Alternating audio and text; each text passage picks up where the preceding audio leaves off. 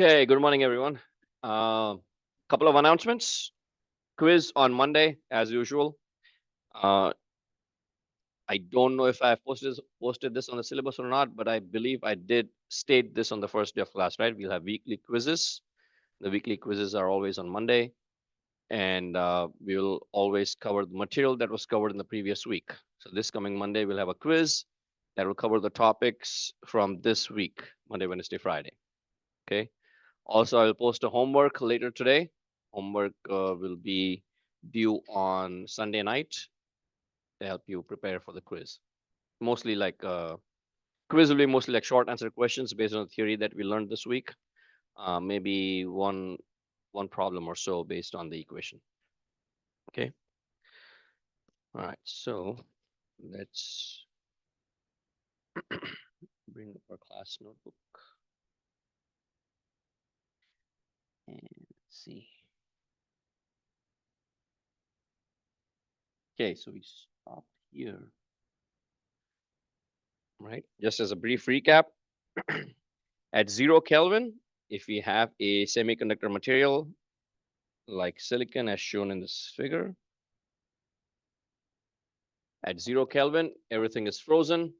All of the electrons are occupying all of the covalent bonds. There is no free charge carrier to move around in the crystal lattice. As the temperature rises, 50 Kelvin, 100 Kelvin, 200 Kelvin, 273 Kelvin, electrons acquire thermal energy from the heat. And once they acquire thermal energy, they have sufficient energy to break free of their covalent bonds. Once they break free, they are free to move around in the crystal lattice semiconductor. Crystal lattice of the semiconductor material. Okay. Now, this illustration is using silicon, but this is true of any semiconductor material. Okay. So again, due to thermal energy, electrons can break free of their bonds. And once they break free of their bonds, they are free to move about in the semiconductor crystal material. And when charge carriers break free, sorry, not charge carriers, when electrons break free, they are carrying charge, and hence they are known as charge carriers.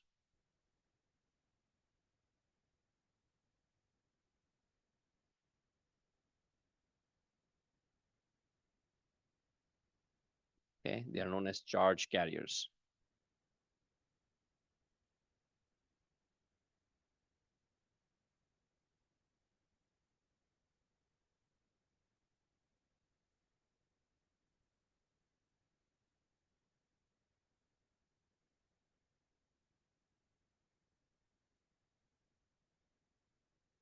And the movement of these electrons or these charge carriers is what we refer to as electric current.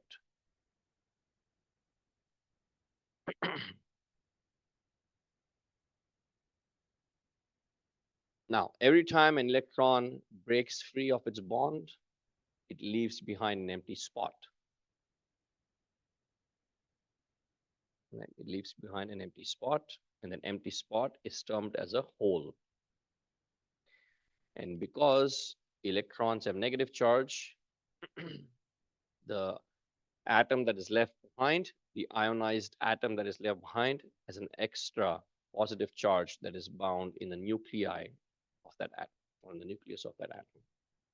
Okay, so electrons move out, leaves behind what is known as a hole. We treat the hole as a charged particle. We treat the hole as a charged particle in its own right. Okay, electrons have negative charge, and holes are termed to have positive charge. And the combination of the electron and the hole is termed as an electron-hole pair.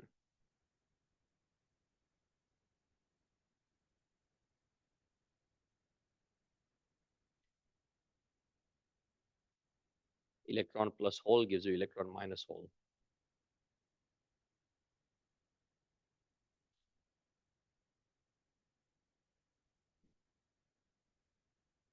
Poor old man jokes. All right. So one thing to keep in mind is that the electron is free to move around anywhere in the crystal lattice. Okay, the electron is free to move around anywhere. It's a physical particle; it can move anywhere. But the holes are localized, right? The holes appear only where the covalent bond was. So it's only appearing where the covalent bond was broken, which is right here. It cannot be just anywhere. So when an electron moves from spot to spot, or it breaks out, another electron moves in its spot, then the holes are said to be moving in that opposite direction, right? But the holes can only move from bond to bond, or where the bond was. And so electrons, again, are free to move anywhere in the crystal lattice, but holes are localized. They can only move into specific spots. Okay. Now, we refer the number of holes and the number of electrons with these letters. Actually, I'll wait for the next slide.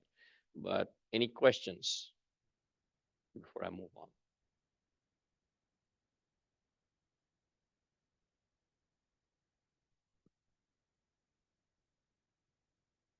Okay. So the number of electrons is represented by n. Number of electrons.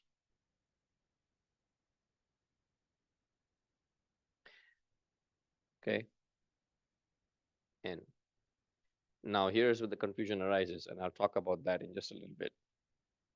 And P represents the number of holes. I believe they derived it because it's negative charge and positive charge.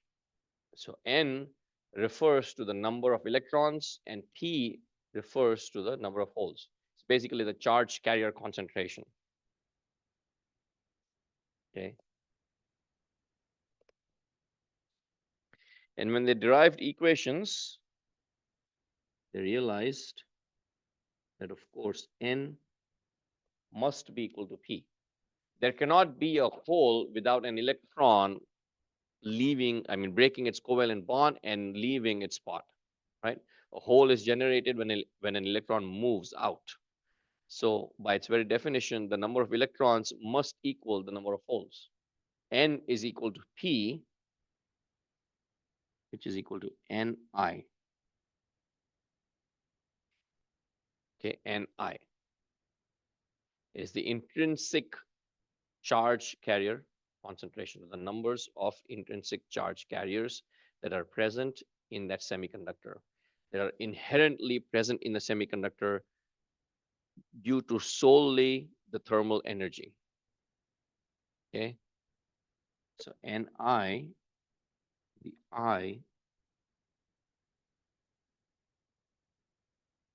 stands for intrinsic.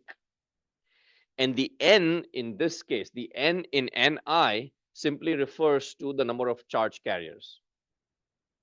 That's it. Okay. So it gets confusing because N is used to signify the number of electrons, but in general also Ni is used for both holes as well as electrons. Okay, let's take a 5-second pause. Think over that and let me know if you have any questions.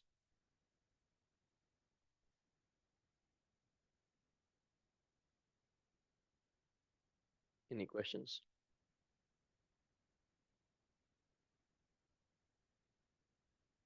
Yes. So carrier is the holes or the electrons. Doesn't matter which one. So in general, the question being asked is what is termed as a carrier? A carrier is any particle that carries charge and moves around in the semiconductor. And so because electrons and holes are both carrying charges, they are both referred to as charge carriers.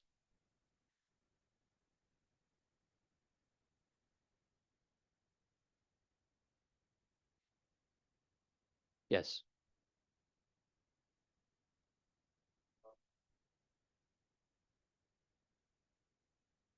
So that's a very good question. The question is, why do holes have positive charges? Well, it comes from the fact that the silicon atom, of course, has 4 electrons in its outermost orbit. So it also, let's take any element. Let's say the element just has 4 electrons in the outermost orbit. Now, for every electron, there's also a proton. So if there are 4 negative charges, we have 4 positive charges. And if an electron leaves its spot, then we have an extra positive charge that is now localized in that nucleus. And because of the absence of that negative charge, we then say that that hole has a positive charge. It's a very good question, but that the answer is, of course, that the positive charge comes from the nucleus of that atom. Does that make sense? Right? So even though it's not particularly in that spot itself, we do treat it as a particle in its own right, and we assign a positive charge to that particle. See, in this, in electronics theory, as I stated on the first day also, we come up with a lot of models, right? We come up with a lot of models, and we come up with a theory to fit that model. Then we perform experiments. When I say we, it's not me. It's like the researchers and the scientists and the physicists, the chemists who came before us a long time ago.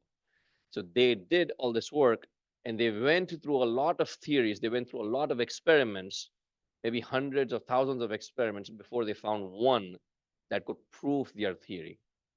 And so treating this hole as a particle in its own right with a positive charge fits the theory. And based on this theory, we can make actual working devices which do not contradict that theory. Does that make sense? Right? Maybe in the future, somebody might come up with a better theory and say that maybe it's not positive charge, maybe it's something else, maybe it's a different particle. And that's, that kind of research is going on always, all the time. But as of now, this has withstood the, all the tests for decades. This theory has been postulated that when an electron moves out of its spot, leaves behind an empty spot, and an empty spot we refer to as having positive charge because the silicon atom has a extra positive charge. Right. Okay, so where was I? Oh, electron plus hole gives us the electron hole pair. And the number of charge carriers is always equal. N is always equal to P. The equation they came up with to describe these numbers was the product of N and P, which of course would be Ni square. N is equal to P is equal to Ni. We could also write it as simply the square root of that equation, which is Bt cubed, the one that you see on the left, minus Eg over Kt. Okay. There are 4 terms in this equation, and 3 of them are constants. Okay, there's only one variable. So again, there are only 4 terms in this equation. 3 of them are constants, and there's only one variable. So again, this describes the number of free charge carriers, meaning the number of electrons and the number of holes that are present in a semiconductor material solely due to thermal energy and nothing else. Okay, it is intrinsic to the material, and hence it is also known as an intrinsic semiconductor.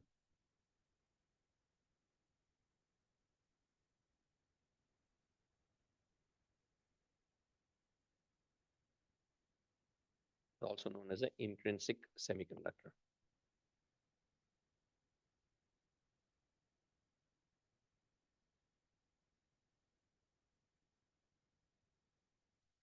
There is no external energy applied. There is no electric field, no external voltages, no light, no radiation, nothing except for temperature.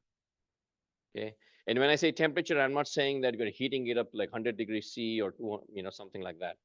We are simply referring to like room temperature. Remember, we began by stating that our semiconductor material at 0 Kelvin, absolute zero. It is so freaking cold, I can't see straight, right? You can't do anything.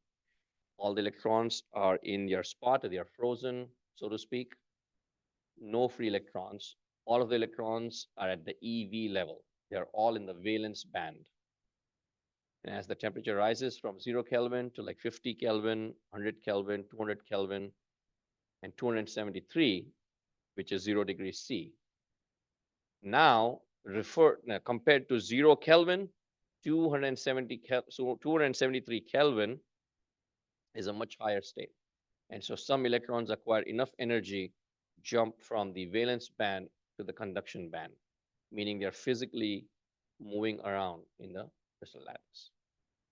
And then, of course, from 0 degrees C, we come up to room temperature, which is 300 Kelvin, and then it keeps on increasing. There are graphs and charts in the next few slides where we'll show the movement of electrons as a function of temperature. Okay. But this equation is valid for thermal equilibrium. We say that intrinsic semiconductor at equilibrium, meaning the only energy is thermal. At equilibrium, we state that the semiconductor material is applied a uniform temperature, meaning if it's 0 degrees, the entire material is at 0 degrees. If it's at room temperature, the entire material is at room temperature, and there are no external energy sources being applied to that semiconductor material. So at equilibrium, Ni square gives us the equation for Ni square gives us the number of intrinsic charge carriers that are present in the semiconductor. Okay. Now, the four terms I talked about, this equation has 4 terms, 3 of them are constants, and there's only one variable. Eg, K, and B are all constants. Okay. The only variable is the temperature T in Kelvin. And that's it. Eg is the band gap energy, which we listed here in this table, right? That's a material parameter. K is given, Boltzmann's constant. B is a material dependent parameter. And for silicon, B is 1.08 times 10 raised to 31. This material dependent parameter describes the carrier mobility and the thermal conductivity of the lattice. But you will always see this referred to as a material dependent parameter without any explanation. Okay, but it has to do with the carrier mobility and the thermal conductivity of the lattice. Hence, you have K in there plus the distance centimeter. So it's 1.08 into 10 raised to 31 per Kelvin cube in centimeter raised to -6. You might also see this in slightly different units. Instead of centimeter raised to -6, you might have centimeter raised to -3 or centimeter cube. But regardless of that, the value is given, it's a constant. Okay. So there are a couple of examples in the book. I would strongly recommend and urge. Review the example in the book as a small exercise outside of class. It's a solved example, so the answer is already there for you. You simply have to take the equation, determine the number at the specific temperature, plug it in, and solve.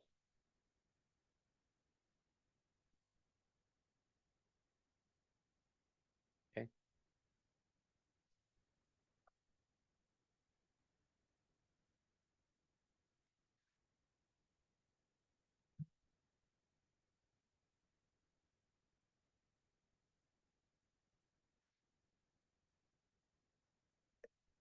questions? Okay. So this chart right here shows you the intrinsic carrier density as a function of temperature. So we have decreasing temperature, and you can see as the temperature decreases, the carrier density also decreases. We show it for the most common ones, silicon, germanium, and gallium arsenide. And of course, this band gap energy is also shown in the previous slides. This here also gives you the value for B for all three of them.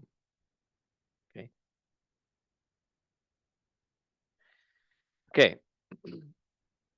So if the electrons are free to move around in the crystal lattice, in the semiconductor material, then there are two things, two terms that we look at. What kind of motion are they moving around? And what is the speed of this motion? Okay. So first, we look at drift current, and second, we look at is mobility. So these terms describe how fast or slow those charge carriers are going to move in our crystal lattice. Now, intrinsic semiconductor, thermal energy at equilibrium, number of holes and electrons are equal. Okay, they are moving around randomly. Like literally, they're just moving in a random motion. Nothing happens. But then if you apply an external electric field, the electrons will move in response to that external field. Okay. So typically,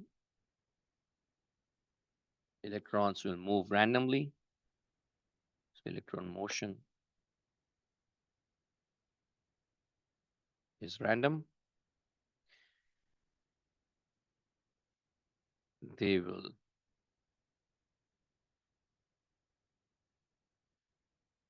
drift in response to an external electric field.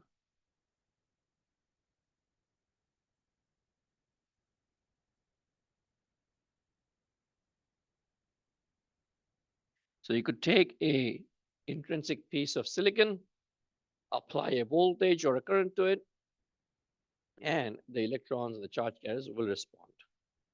Okay.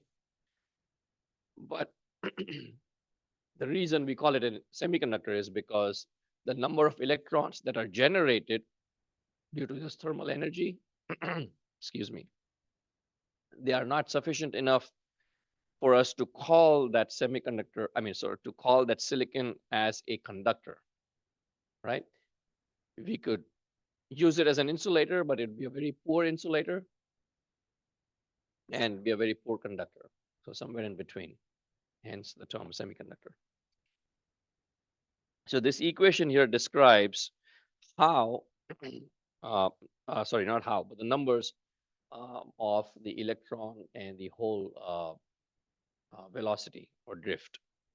So J is equal to QE. J is the current density. That is the response to the charge density Q that is being applied, and the velocity of the charge V. Okay. On the next slide, there is actually next couple of slides, there is a chart which shows you the velocity of the charge carriers as a function of the electric field. Okay. And then we have mobility. Mobility basically describes, it's a constant that describes the speed of the charge carriers. Okay. So Vn is minus mu n times E for electric field, where Vn and Vp are the electron and hole velocity respectively, and then mu n and mu p are the electron and hole mobility.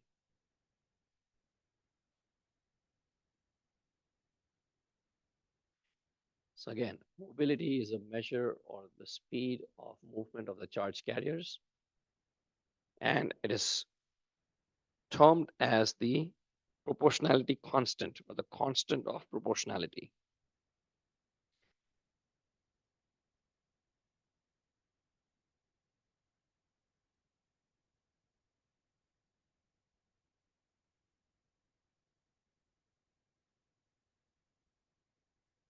A constant of proportionality.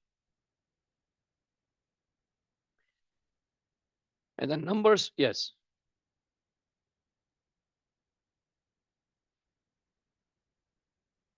In response to an electric field, yes. So the question being asked is it in response to a source? And the answer is yes.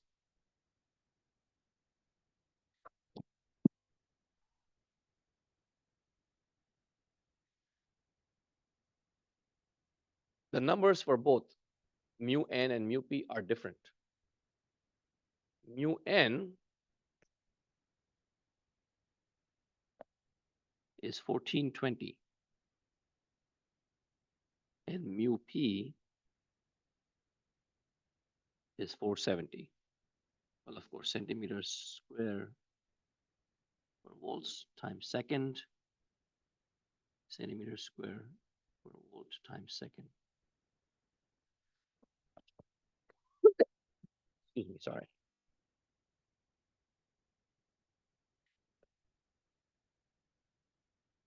Okay, so that begs the question, why are these numbers different? Right? Well,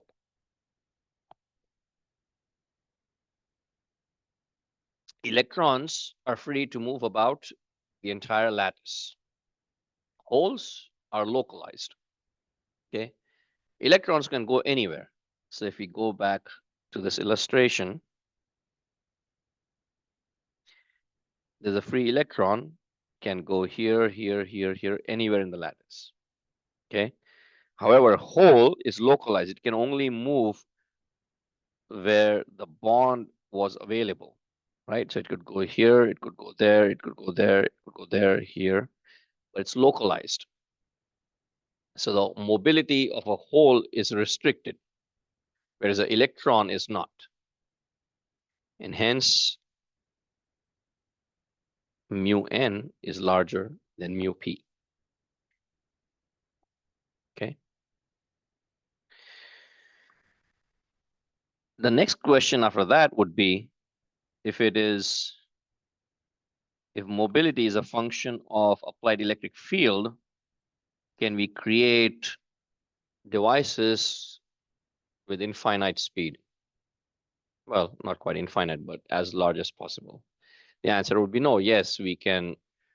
The answer is no, of course, we cannot create a device with speed that can just keep on going with increasing electric field, because we are all governed by the laws of nature and the laws of physics. And there is a saturation point that appears at a certain level, depending on the material. For silicon, you can see for germanium, silicon, and gallium arsenide, all three of them are linear for quite some time. And then we approach the limit. For silicon, it's around 4 or 5,000, right about there, where we reach the point of diminishing returns. So the electric field goes more than 4 or 5,000 volts, then the drift velocity starts to saturate. And that places an upper limit on how fast we can operate these devices. Okay.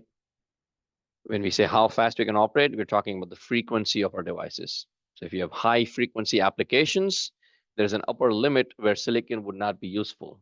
It's because of this reason. All right. So if we are working with high frequency devices, it's sometimes different kinds of semiconductors. And let's see.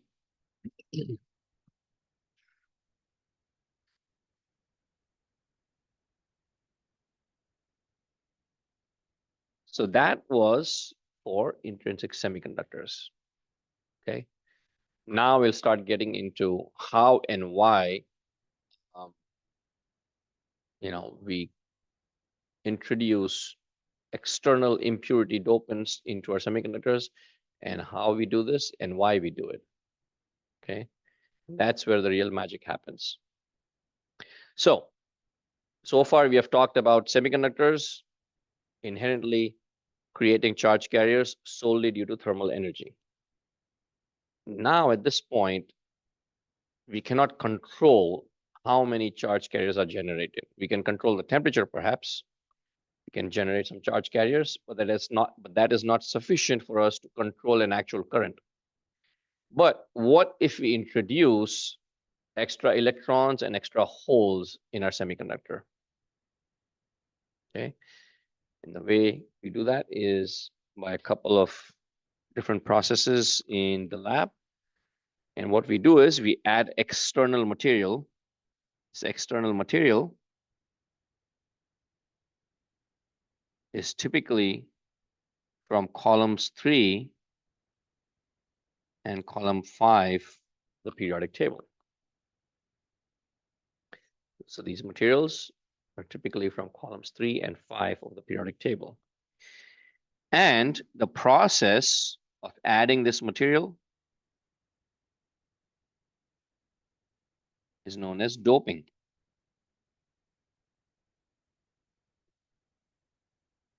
And the material itself is known as the dopant, or also the impurity, because it does not belong in that material. Okay. So the process of adding in an external material to a semiconductor, any semiconductor, not just silicon, any semiconductor, the process of adding that material is known as doping. The material itself is known as a dopant or impurity, or also known as impurity dopant. And the semiconductor is known as a doped semiconductor. Again, you know where the word comes from is because it does not belong intrinsically in that semiconductor material.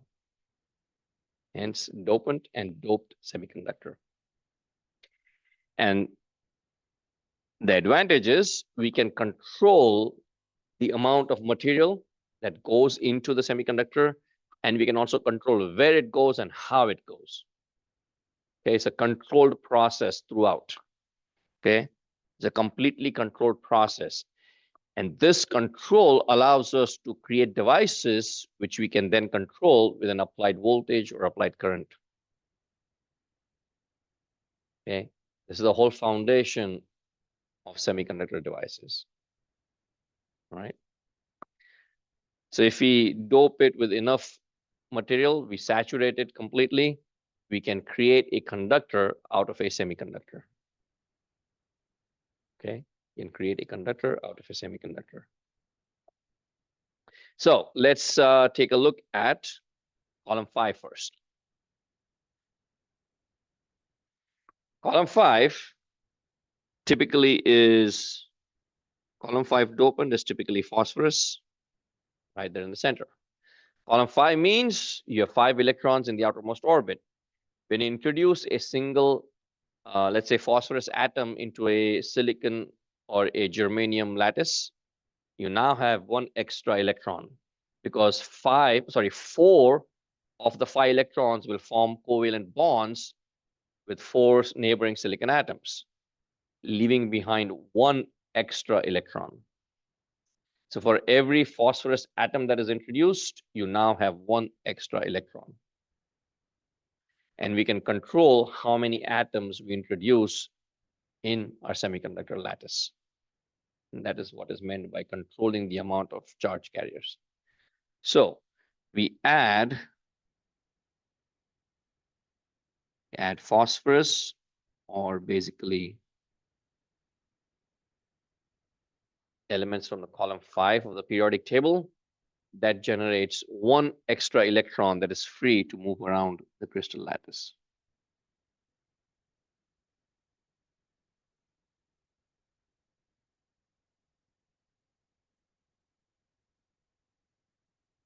One extra electron for every atom.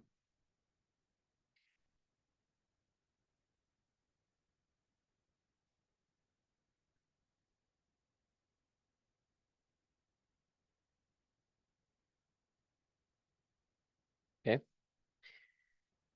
Keep in mind though, unlike an intrinsic semiconductor, there are no holes that are generated. If the atom had 5 electrons, meaning 5 charges in the outermost orbit, there are corresponding 5 positive charges in the nucleus of that atom, right? Now the electron is left free to move about, and because it is left free to move about, it can conduct it's a charge carrier, it can conduct electricity, right? So we now increase the number of electrons in that material, but we have not increased the number of holes. Okay, we have not increased the number of holes. Let's say, for example, we are talking about a piece of silicon at room temperature, and we introduce extra phosphorus atoms at room temperature. Well, the intrinsic number of electrons and holes are equal, but now come along a bunch of extra electrons. So you have a whole lot more electrons than holes in that piece of semiconductor material. And so that semiconductor material now is known as a N-type semiconductor.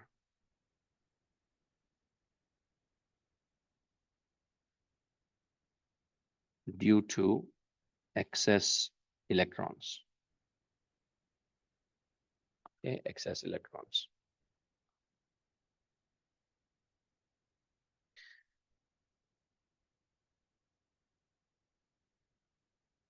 The overall charge is still the same. Okay, the electrons are free to move around, but the ionized atom that's left behind has an extra positive charge.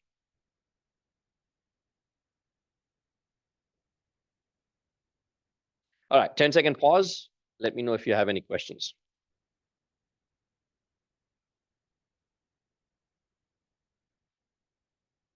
Yes.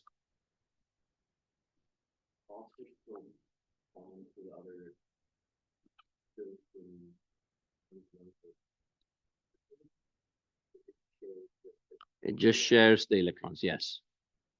The question being asked is when we say bond, what do we mean by the phosphorus bonding? It basically means it creates a covalent bond with the silicon atoms, like other silicon atoms, basically. So it shares an electron each with the 4 atoms surrounding it, but then there's one extra electron left over, and so that's really moving around.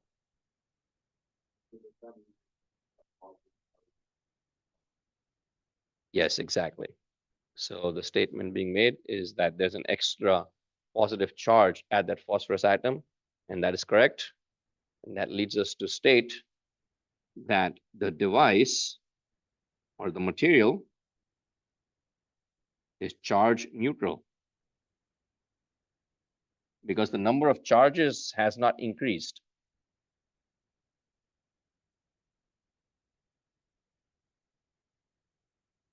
Okay, the number of charges has not increased. The total number of electrons and the total number of positive charges, total number of negative charges and the total number of positive charges are still the same within the confines of that material. It's only that the electrons are free to move around, but the positive charges are not.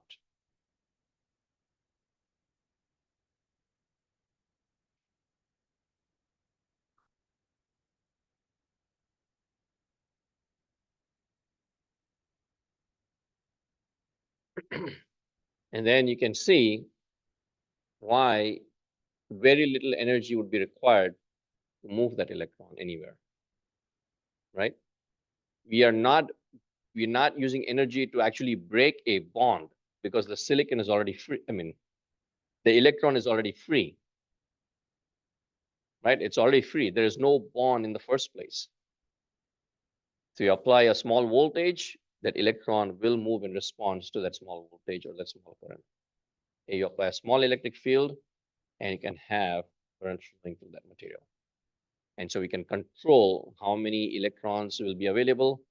And then by applying, if we control the applied electric field, we can control the movement of those electrons. And then same thing happens.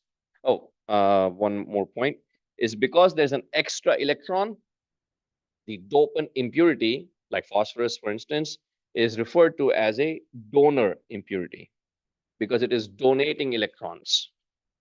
Okay, it is donating electrons. So it's referred to as a donor impurity.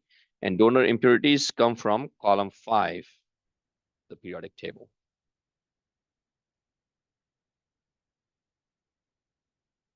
Okay.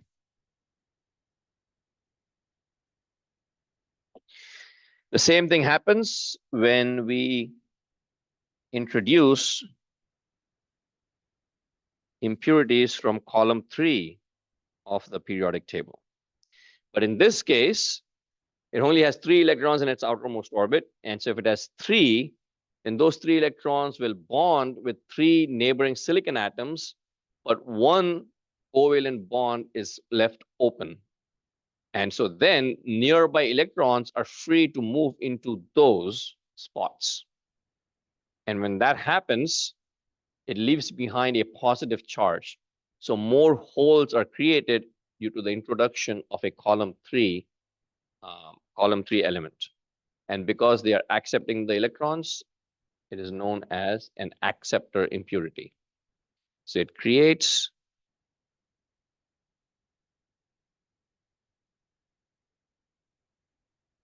holes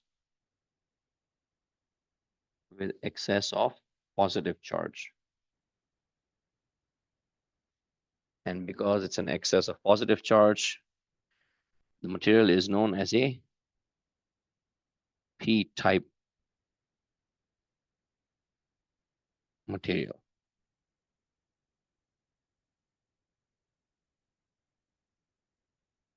Okay, p-type material. When you introduce boron in silicon, column 3 into any semiconductor, it accepts an electron, so it creates a hole somewhere else in the crystal lattice. Okay, when it accepts an electron, it now has one extra negative charge. So that ionized atom has one extra negative charge. Right? It's in its stable state, it only has 3 electrons. The positive and negative charges are balanced. But if it makes a bond, it forms a bond with another silicon atom, it now has an extra negative charge. Whereas a column 5 element creates an absence. So it has an extra positive charge. All right. Let's take a 10-second pause. Think over that. Let me know if you have any questions. Yes.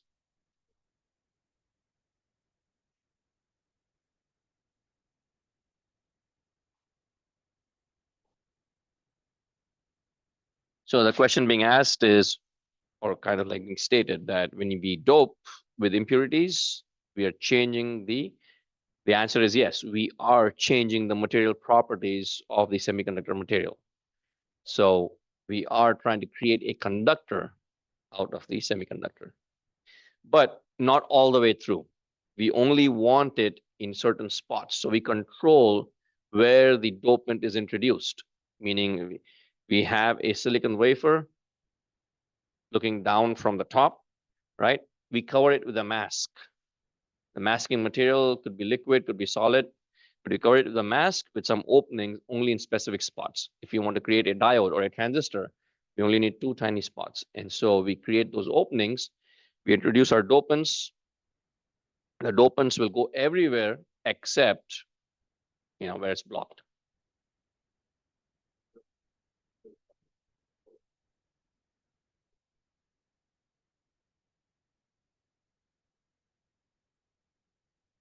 Okay, so the question being asked is, if you introduce both column 3 and column 5 compounds, do they both make it a conductor? The answer is yes.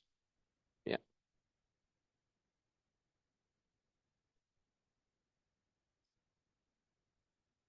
Okay, any other questions? Okay, so let's look at a couple of things here. Intrinsic silicon, number of electrons and number of holes are equal, right? We introduce column 5, then we have a whole lot more electrons than holes. If you introduce a impurity into a semiconductor, that semiconductor now has extra charges. It's not just intrinsic, so we refer to them as extrinsic semiconductors. So it is not internal, it is external. It's actually internal plus external. Okay. So the number of electrons in a semiconductor material or an extrinsic semiconductor material will be larger than the number of holes. Okay. So you have electrons from thermal energy, we have holes or equal number of holes from thermal energy. Then we introduce an external dopant. We now have a whole lot more electrons. There is no corresponding hole for those electrons. Yes.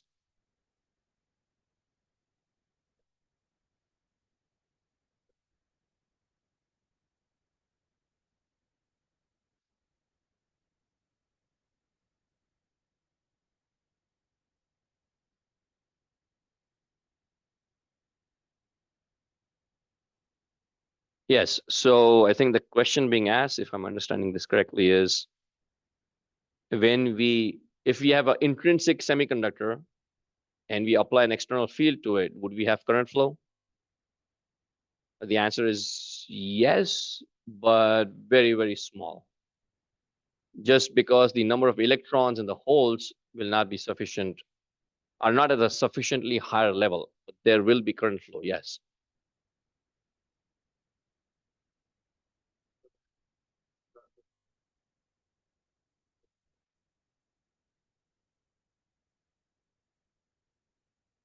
Controlling the conduction of the external dopants or just the intrinsic carriers?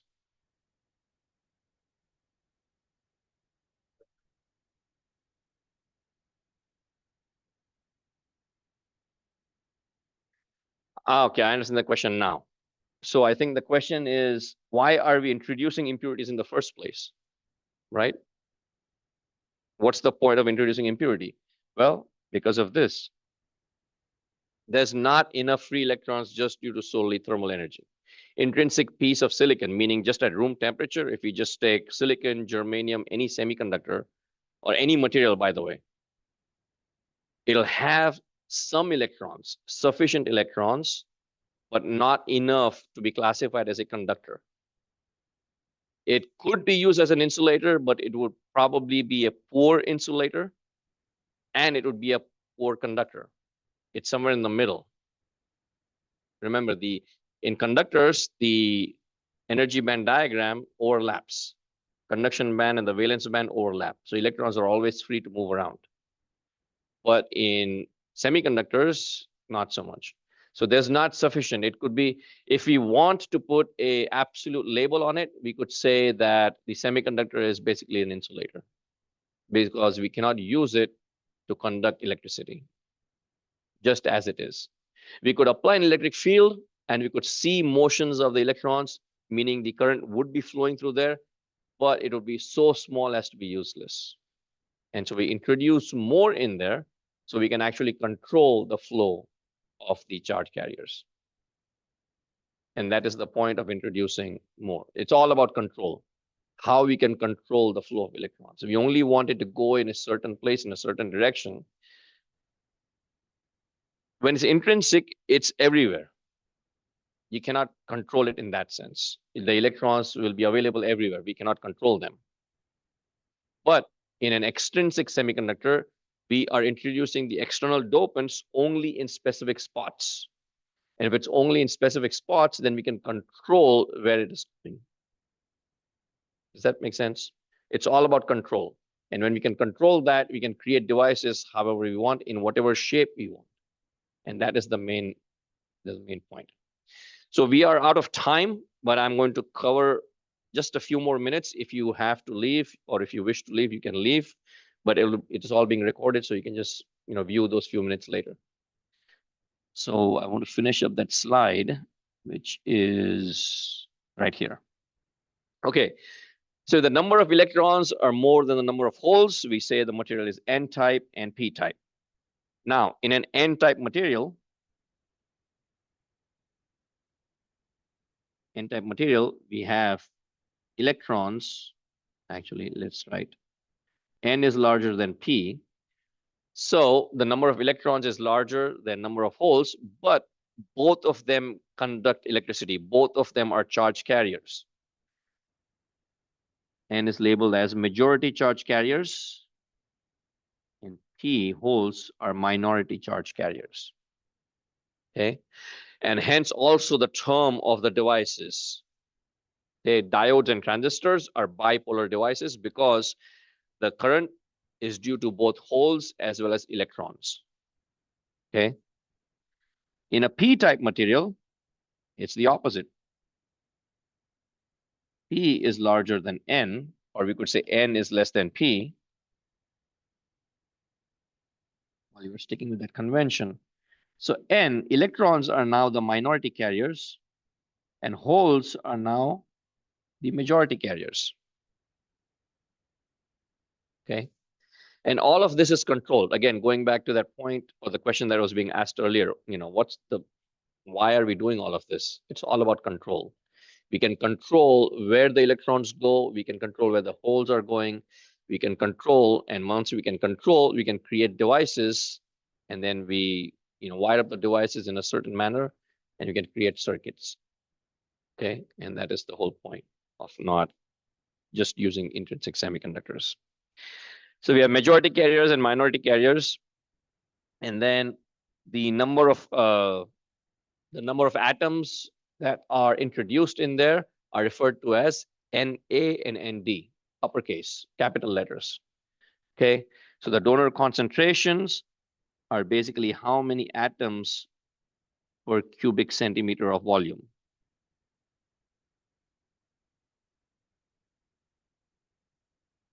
Okay, and again, we are controlling how many atoms we introduce into our semiconductor material, and we refer to that as the dosage of the dopant. Okay, so it's how many atoms per cubic centimeter of volume that we're introducing. And those are referred to as Nd and Na. Nd and Na. Okay. All right. We'll end class here today, and I will see you all on Monday.